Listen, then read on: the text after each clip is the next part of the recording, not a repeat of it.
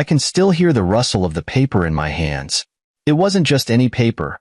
It was the final slap in the face, the legal stamp that said she won. The court has granted Vanessa Campbell partial access, rights to the lakeside property. I read the sentence again, slower this time, hoping the meaning would somehow change if I stared hard enough. It didn't. I felt my fingers tightening around the letter, my knuckles turning white. My cabin. Not hers. Mine. The place I built from the ground up, every plank, every nail, every stone set with my own 2 hands. The place I spent years restoring while Vanessa was busy sipping cocktails in boutique restaurants, whispering sweet nothings into Ryan's ear. Oh yeah, Ryan. Her new husband. Her upgrade.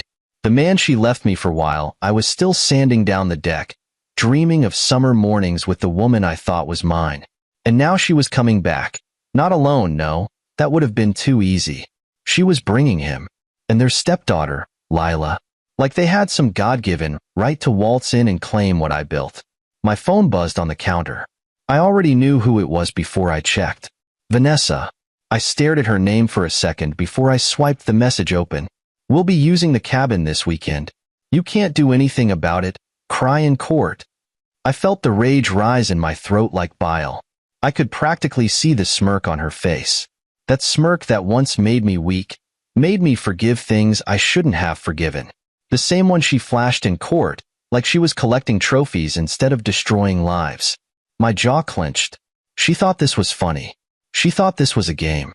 I took a deep breath and looked around my kitchen. Everything felt too quiet, too still, too wrong. This wasn't how it was supposed to end. I was supposed to be free of her, not stuck playing landlord to my own damn home. I grabbed my keys. The cabin. I needed to see it. One last time before they infested it. The drive up was second nature to me. I knew every curve of the road, every tree that lined the path. I had spent years making this place my own, carving out a sanctuary in the woods. And now, I was being forced to share it with the woman who had torn my life apart. As I pulled up, the late afternoon sun hit the new windows I installed myself. The deck I rebuilt, board by board. The garden I planted, knowing she'd never care enough to touch the soil. All mine. And now theirs. The thought made my stomach twist. You're gripping that will like it owes you money. I turned to see Marcus walking up the path, hands shoved in his pockets. Marcus had been my best friend since college. The guy who had helped me haul lumber when my back gave out, who stayed up with me drinking whiskey the night Vanessa's lawyer served me divorce papers. He knew. He always knew. How bad was it? He asked, joining me on the front steps. I exhaled sharply, handing him the crumpled court letter. He scanned it quickly, then let out a low whistle. She really got the judge to sign off on this? Yeah. He shook his head. Damn. I laughed, but there was no humor in it. Oh, it gets better, I said, pulling out my phone. She sent me this. Marcus took the phone from me and read Vanessa's message. His lips curled in disgust. She really said cry in court? He shook his head again. What a piece of work. I ran a hand through my hair. I don't even think she wants the cabin. Not really. Marcus glanced up at me, raising an eyebrow. Then what does she want? To prove she can take it from me. The words felt ugly coming out, but I knew they were true. She didn't care about the cabin. She didn't care about the renovations, the memories, the work I put into it. She just wanted to win. And the worst part? She had. So what are you gonna do about it? Marcus asked, crossing his arms. I let out a hollow laugh. What can I do? The court decided. She gets the cabin. End of story. But Marcus wasn't looking at me like it was the end of the story. He was grinning. A slow, dangerous grin. The cabin, yeah, he said. But what about the land around it?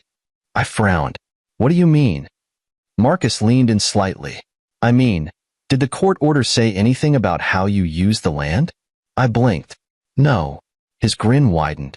Then maybe it's time we start thinking a little bigger. I looked around, my eyes scanning the space beyond the cabin. The acres of untouched land, stretching far beyond Vanessa's precious little victory. For the first time since opening that damn letter, I felt something shift. Something dangerous. Something right. Vanessa thought she won. She had no idea what was coming next. Marcus's words sat in my chest like a lit match. I stared at the land surrounding the cabin. Acres of untapped potential, untouched power. The legal document Vanessa had waved in my face only granted her access to the cabin itself, not the land beyond it. And that meant she hadn't won it all. Marcus saw the shift in my expression and grinned, slapping me on the back. Oh yeah, that's the look I was waiting for. I turned to him, my mind already racing. We could expand, he finished, nodding. We could expand. Build something bigger than a damn weekend getaway. I exhaled sharply, pacing across the deck. The wind rustled through the trees, the smell of pine and lake water filling the air. This was mine. Every nail, every beam, every board. I had poured my soul into this place, and Vanessa had tried to rip it from my hands just to prove she could. She thought she had cornered me. She had no idea she had just pushed me into my next move. I turned back to Marcus. A men's retreat. His eyebrows lifted slightly. Go on. I started listing off ideas as they hit me, my pulse quickening. A real place, somewhere guys can come when they need to reset. Outdoor survival training, business mentorship, mental health workshops, leadership coaching. Everything society tells us to just figure out on our own. Marcus let out a low whistle, nodding. A sanctuary for men trying to build something for themselves. I like it. I nodded, feeling that fire spread through my chest. And the best part? He smirked. She can't do a damn thing to stop it. I pulled out my phone, already scanning my contacts. I knew people, contractors, business owners, mentors who owed me favors.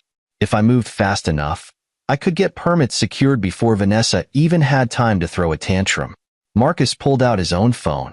I know a guy who does zoning permits. Might be able to help you cut through the red tape. I nodded, feeling the first real rush of satisfaction in months. Call him.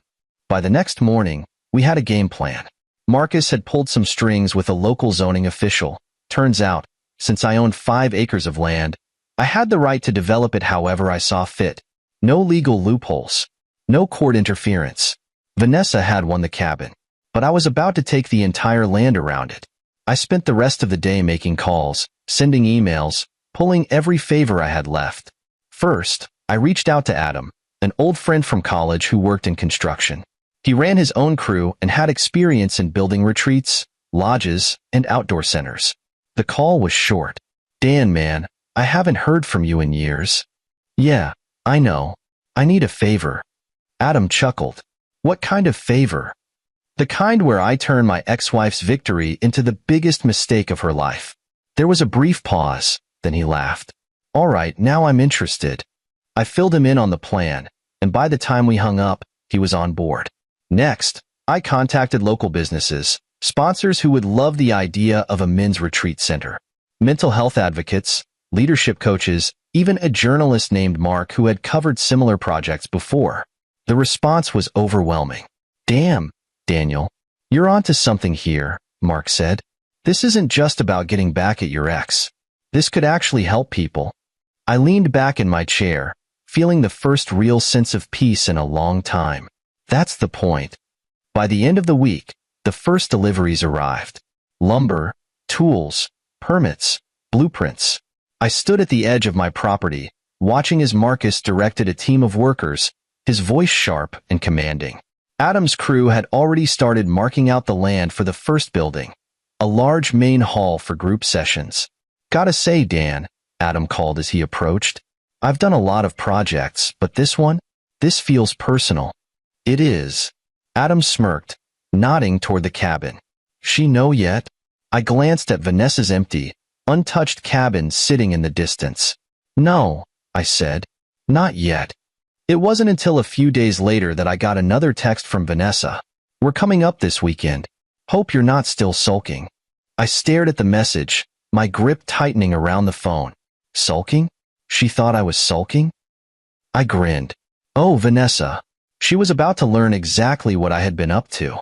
I typed a response. Great. I'll be here. I could almost hear the confusion through the screen. She had no idea, and that was just how I wanted it. The night before she arrived, I stood on the newly built deck overlooking the lake. The retreat center was taking shape, The main hall's foundation was done, the walking trails were cleared, and we had already started laying out plans for the outdoor fire pit and training areas. It was no longer just a cabin. It was a movement. I could already picture the first group of guys showing up, men who needed a place to reset, to build themselves up instead of being torn down. And tomorrow, Vanessa would step into a place she didn't recognize. A place she could never control. I let out a slow breath, feeling the weight on my chest finally start to lift. Tomorrow, the game would change. And she wouldn't even see it coming. The sound of construction filled the air. Hammers hitting wood, drills buzzing, voices calling out measurements. My land was changing, and I was changing with it. Vanessa had no idea. I stood on the new deck, arms crossed, watching as Adam and his crew worked efficiently. The main hall's frame was already up, and the pathways leading into the woods were being cleared. A week ago, this was just a cabin surrounded by untouched land. Now, it was a movement in the making. Marcus approached, wiping sweat off his forehead. "We're ahead of schedule," he said. "By the time Vanessa gets here, she won't even recognize the place." I smirked. "That's the plan." He leaned against the railing, looking out over the lake. "I gotta ask, man, are you doing this just to screw with her, or is there more to it?" I exhaled slowly, running a hand over my jaw. At first, yeah, it was about her, about taking back control. But now, I gestured toward the growing retreat center. "This is bigger than her, bigger than me." Marcus nodded, understanding, because he knew what I knew. Men don't get places like this. We get told to suck it up, move on, be strong. We get told that asking for help makes us weak. This place? It was a reset button. A place where guys could rebuild, just like I was. And the best part? She couldn't take it from me. The first batch of materials for the outdoor training area arrived that afternoon. I walked over to Adam, who was flipping through the blueprints. "What's next?" I asked. "We're clearing the area for the fire pit and open-air sessions," he said, tapping the plans. "After that, we start on the cabins for overnight stays." Cabins. Not just one cabin anymore. Plural. I smirked. "I love it." Adam grinned. "You know, when you called me about this project, I figured it was just another post-divorce crisis thing. And now?" He glanced around at the work being done. The progress. The purpose. "Now I think you might actually be onto something." That night, I sat on the porch of my cabin. The one Vanessa thought she still had power over. The place she thought was still hers to invade. A few feet away, a new wooden sign leaned against the deck railing, waiting to be installed. I traced my fingers over the carved letters. Rising from the ashes. That's what this was about. Not just surviving. Rebuilding. My phone buzzed in my pocket. "Vanessa." I hesitated for a second before opening the message. "We're heading up tomorrow morning.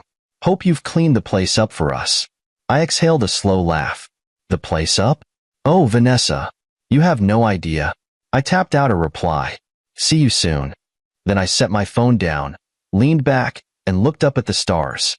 Tomorrow was going to be fun. Morning came fast.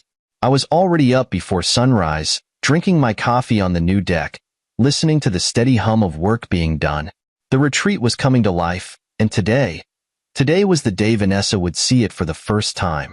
The timing couldn't have been more perfect. The main hall's exterior was nearly finished, and the walking trails were fully cleared. The fire pit area was set up, the space marked for additional cabins, and new signposts had been installed. This wasn't just some petty revenge project anymore. This was a full-scale transformation. I finished my coffee, set the mug down, and stretched. Then I heard the sound of tires crunching against gravel. Showtime. Vanessa pulled up in her shiny white SUV, rolling to a stop beside the cabin. Ryan was driving, of course. She was in the passenger seat, her sunglasses perched on her nose, looking as if she was about to step into her private summer estate. And in the back seat, Lila, her stepdaughter, the one I barely knew, but somehow was being forced to share my space with. The moment Vanessa stepped out, she stretched her arms, exhaling dramatically. "Ah, it feels so good to be back," she said, as if this place had ever meant anything to her. I didn't say anything. I just leaned against the railing, watching. She was so busy soaking in her own self-importance that she didn't immediately notice what had changed. but Ryan did. He stepped out of the car, squinting, his hands on his hips as he took in the wooden sign that now stood proudly at the entrance of the property. The Phoenix Retreat. His mouth tightened. He looked at Vanessa. Babe. That's when she finally noticed. And for the first time since the divorce, I saw something I hadn't seen in her before. Confusion. What is this? She asked, pulling off her sunglasses as she scanned the land. I didn't answer. I let her take it all in. The cleared trails. The marked cabins. The obvious presence of an actual retreat center taking shape around her. I could see the wheels turning in her head, trying to make sense of it. Finally, she snapped her gaze to me. Daniel. I raised an eyebrow. Vanessa. She gestured wildly. What the hell is going on? I smiled slowly, taking my time. What do you mean? She scoffed. What do I mean? What the hell is all this? She waved toward the construction crews, the banners, the signs, the workers unloading materials for the fire pit. I thought you were just moping around here, sulking over the court ruling. I chuckled. Moping? Oh no, Vanessa. I've been busy. Her lips pressed into a thin line. Doing what, exactly? I pushed off the railing, stepping closer. Building. I let the words sink in before I continued. This isn't just a cabin anymore. It's a retreat center. A men's sanctuary. A place where guys can rebuild their lives. Vanessa blinked, like I had just spoken a language she didn't understand. Ryan cleared his throat, adjusting his collar. You can't just do that. I turned to him, amused. Can't do what? He hesitated, as if trying to find the right words. You can't turn this place into a business. We have shared access to this land. No, I corrected, folding my arms. You have access to the cabin, not the land. Vanessa looked as if someone had slapped her. I pulled a rolled-up property map from my back pocket, unfurling it in front of them. The court ruling granted you partial access to this structure. I pointed at the tiny square on the map labeled cabin. But everything outside of that? All mine. Vanessa's face darkened. You did this on purpose. I tilted my head. Oh, you mean, you didn't think to check what you actually won? Her lips parted slightly. She hadn't. She had been so busy gloating over the court victory that she never stopped to consider what the fine print actually said. I watched the realization settle in. She hadn't stolen my home. She had locked herself inside of it. Lila, who had been quiet this entire time, finally spoke. This is actually really cool. Vanessa whipped around, eyes wide. Lila. But Lila wasn't paying attention to her. She was looking around with genuine curiosity. You're building an actual retreat? For men? She asked, her arms crossed. I nodded. That's the plan. She looked at the cleared trails, the signs leading to future cabins, workshops, and survival training areas. That's kind of awesome, she muttered. Vanessa snapped, No, it's not. Lila shrugged. Looks better than some stupid cabin in the woods. Ryan placed a hand on Vanessa's arm. Babe, let's just go inside. Vanessa turned back to me, her expression cold. You think this is funny, don't you? I took a deep breath, staring directly at her. No, Vanessa. I think this is necessary. She shook her head, grabbing her bags from the car. Enjoy your little project, Daniel. It won't last. I smirked, stepping back as she stomped toward the cabin. Oh, don't worry. I intend to. She disappeared inside, slamming the door. Ryan lingered for a second longer, looking around uncomfortably before following her in. But Lila? She stood there, watching, and for a brief second, she smiled. I think this place might be cooler than they realize, she said quietly. Then she turned and walked inside after them. I exhaled, turning back toward the land I had built with my own hands. She thought she had one. She had no idea she had just stepped into my world now. The slam of the cabin door echoed across the clearing, but I barely reacted. Vanessa was angry. That much was obvious. But that was the thing about her. She'd always assumed that anger gave her power. She thought control meant she could manipulate the situation, turn the tides back in her favor. Not this time. I turned back toward the retreat, watching as Marcus gestured toward one of the new posts we'd set up. We should start running electrical lines soon, he said. You still want solar panels? Absolutely, I said, keeping my voice calm, measured. Like I hadn't just destroyed Vanessa's expectations in one afternoon. I didn't even have to check my phone to know she was texting her lawyer right now, looking for a way to undo this. Marcus grinned. She's losing it, isn't she? Completely. And right on cue, the cabin door flew open again. I turned, watching Vanessa storm out, her phone still in her hand. Ryan followed behind her, less angry, more exhausted. We need to talk, she snapped. I took my time answering. About? She gestured around us, like that explained everything. This whole ridiculous project. You can't do this. I exhaled, shaking my head. You keep saying that, Vanessa, but you're not hearing me. I already did. Ryan, to his credit, actually seemed like he understood. He ran a hand through his hair. Look, man, I get that this was personal for you, but let's be reasonable. Can we at least discuss this? I leaned against the railing. Sure. What do you want to discuss? Vanessa, sensing an opportunity, pounced. This retreat nonsense is going to interfere with our ability to enjoy the cabin, she said. You're literally building all around it, making it impossible for us to have any privacy. Oh, privacy? I asked. Like the kind I wanted when you took me to court and forced your way back into my space? Her jaw clenched. This isn't the same. No, I agreed. It's better. Her eyes flashed with fury. Ryan sighed. Come on, Daniel. Be practical. A full-on retreat center? Do you really think that's sustainable?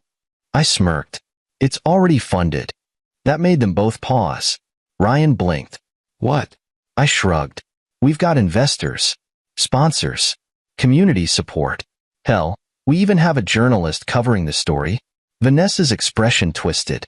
You're telling me people actually want this? Oh yeah.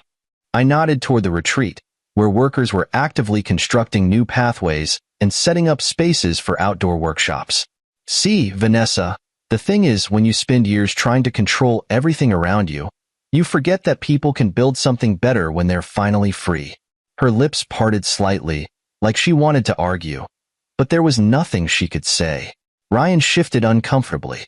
And what exactly do you plan to do if people start showing up?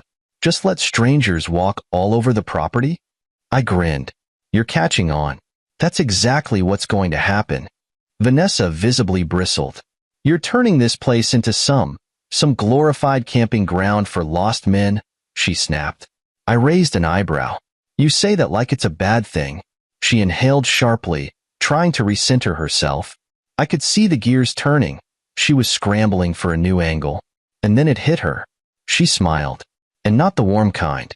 Oh, she said, tilting her head. You know, this actually makes sense. I always did wonder what you'd do once you lost everything. There it was. The last-ditch insult before defeat. I kept my expression even. I didn't lose everything, Vanessa. I just lost you. She faltered for a split second, and that was all I needed. I pushed off the railing, stepping forward. And let's be honest, you think I missed that? Her eyes darkened. You. No, I cut in. You don't get to twist this. You walked away. You chose this path. And now? Now you get to sit inside that cabin and watch while I build something real. Ryan shifted uncomfortably beside her, probably realizing for the first time that Vanessa wasn't as in control as she pretended to be. She squared her shoulders. We'll see about that. And with that, she turned on her heel and stormed back inside. Ryan lingered for a second before sighing and following her. Marcus let out a low whistle beside me. Damn, man, that was a thing of beauty. I chuckled, shaking my head. She's not done. No, Marcus agreed, but neither are you. And that was the difference. I wasn't reacting anymore. I was building. And Vanessa had no clue how to handle that. The dust had barely settled after Vanessa's tantrum when I heard footsteps behind me. I turned, half expecting Marcus, but it wasn't him. It was Lila. She stood there with her arms crossed, eyes flicking between me and the retreat in progress. The wind ruffled her long dark hair, and for the first time, I actually took a good look at her. She wasn't a little kid anymore. She was a teenager, probably 16 or 17. with the kind of posture that screamed, "I don't want to be here, but I don't have a choice." I recognized it instantly. I had once stood in those same shoes, dragged to places I didn't belong, stuck watching adults make decisions that I had no control over. She looked over at the construction, taking in the work crews, the signs, the materials stacked near the trails. Then she smirked. "This is pissing her off, huh?" I chuckled. Straight to the point. I leaned against the deck railing, watching her carefully. "You have no idea," she snorted, kicking at a loose rock on the ground. "Good." That made me pause. I raised an eyebrow. "You don't sound too thrilled to be here either." She shrugged. "Why would I be? I don't even know why she fought for this place. It's not like she ever cared about it before." There it was. The crack in the perfect family image. I nodded slowly, my gaze shifting toward the cabin. "You're not wrong. She never liked this place when we were married. Always complained about the bugs, the lack of Wi-Fi, how boring it was." Lila let out a short laugh. "Sounds about right." I watched her for a moment. "So why are you here?" She sighed, rolling her eyes. "Because Ryan insists on these stupid, family bonding trips." She made air quotes with her fingers. "Every time he and my mom start having issues, she magically remembers that I exist and drags me along for some forced vacation." I frowned at that. "That doesn't sound great." She scoffed. "It's not." Silence stretched between us for a moment, the distant sound of hammering and chainsaws filling the space. Then she turned to face me fully. "So, what's your deal? Why are you turning this place into, like, some dude ranch?" I smirked at her description. "It's not a dude ranch."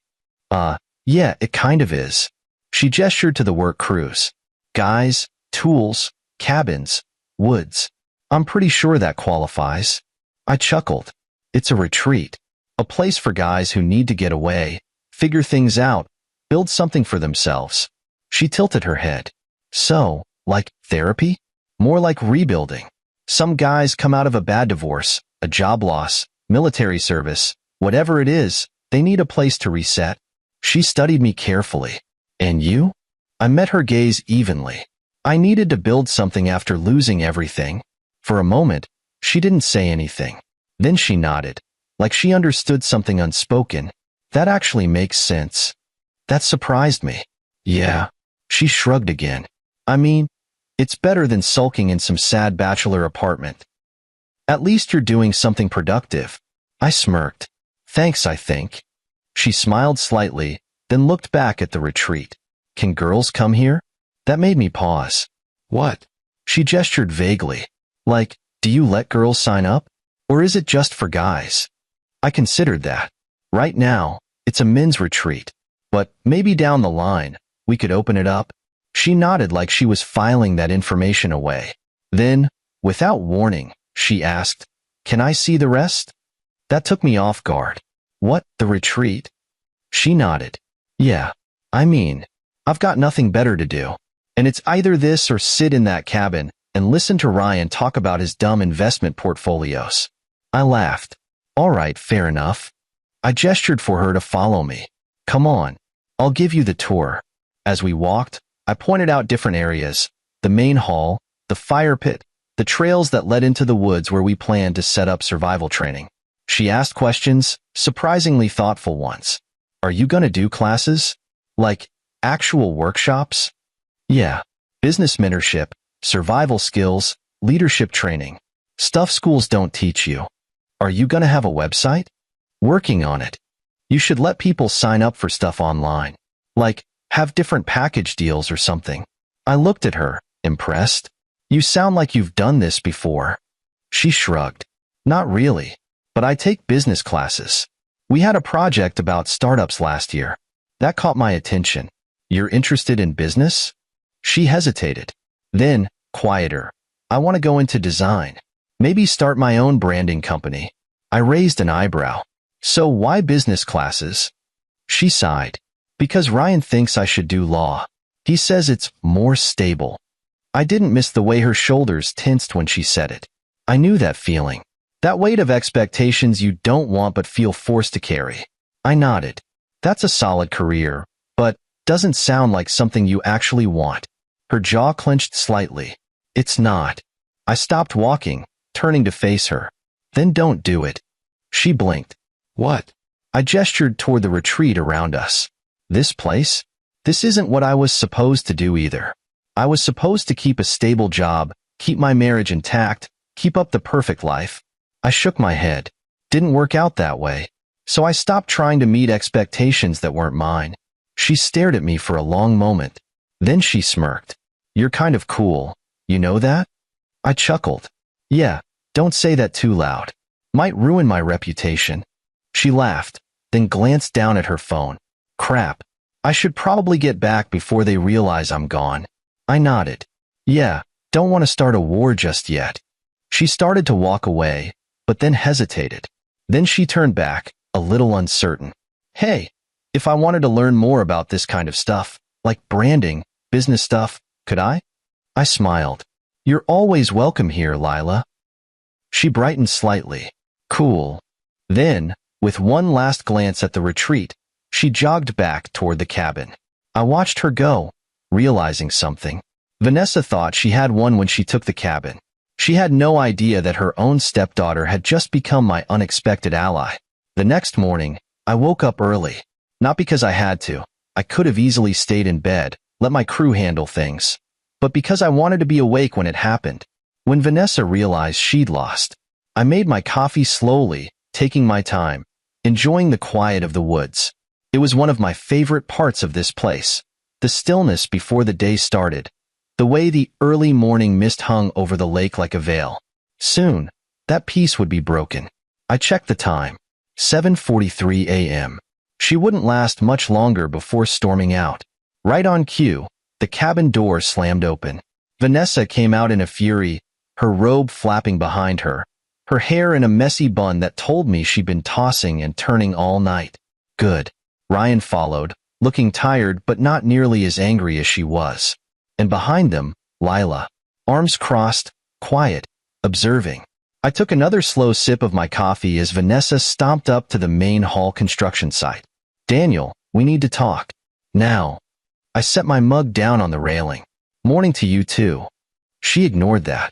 This, she gestured wildly at the retreat being built around her, is getting out of hand.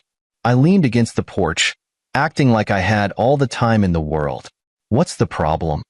Her face turned red. You know what the problem is. You've turned this place into a construction site. We can't even enjoy the cabin. I shrugged. Sounds like a you problem.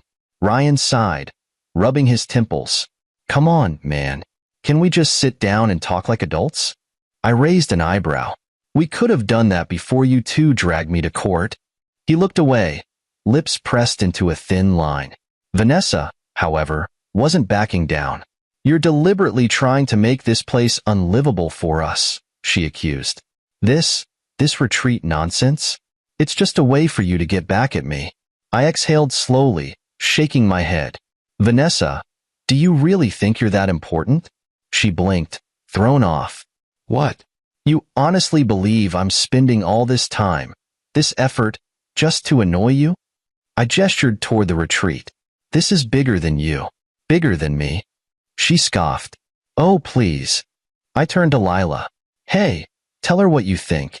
Lila, who had been completely silent until now, smirked slightly. I think it's cool. Vanessa spun toward her, eyes wide. Lila.